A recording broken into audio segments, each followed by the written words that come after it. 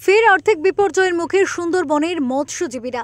আবারও মৎস্যজীবীদের সমুদ্রে যাওয়ার ক্ষেত্রে নিষেধাজ্ঞা জারি করল আবহাওয়া দপ্তর। আবহাওয়া অফিস জানিয়েছে ঘন্টায় 60 থেকে 70 কিলোমিটার গতিবেগে ঝড় আসার সম্ভাবনা রয়েছে। এর ফলে সমুদ্র উত্তাল হওয়ার সম্ভাবনা রয়েছে।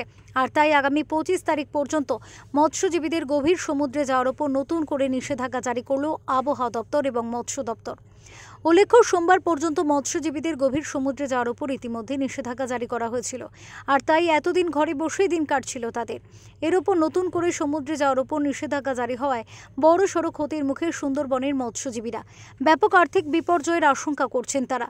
তারপর একটা তো নিষেধাজ্ঞা চলছে, তো আবার নিষেধাজ্ঞা দিয়েছে মৎস্য দপ্তর থেকে। আমাদের কাছে মেসেজও এসেছে যে আগামী 25 তারিখ পর্যন্ত সমুদ্রে যেন কোনো ট্রলার মাছ ধরতে না যায়। তার কারণ প্রায় 60 কিলোমিটার বেগে সমুদ্রে ঝড়ো হাওয়া বইবে, দমকা হাওয়া বইবে। তাতে ওয়েদার খুব খারাপ থেকে আরও খারাপতর দিকে চলে যেতে পারে, যার জন্য সমস্ত ট্রলার যেন ল্যান্ডিং সেন্টারগুলোতে থাকে। যদি কোনো ট্রলার যদি বাইরে সমুদ্রে গিয়ে থাকে তাদেরকে ফেরত আসার জন্য কথা বলা হয়েছে। তো আমরা অলরেডি সবাইকে জানিয়ে দিয়েছি এবং আমরাও চেষ্টা করছি মাইকিং করে যাতে আরও সতর্ক করে দেওয়া যায়।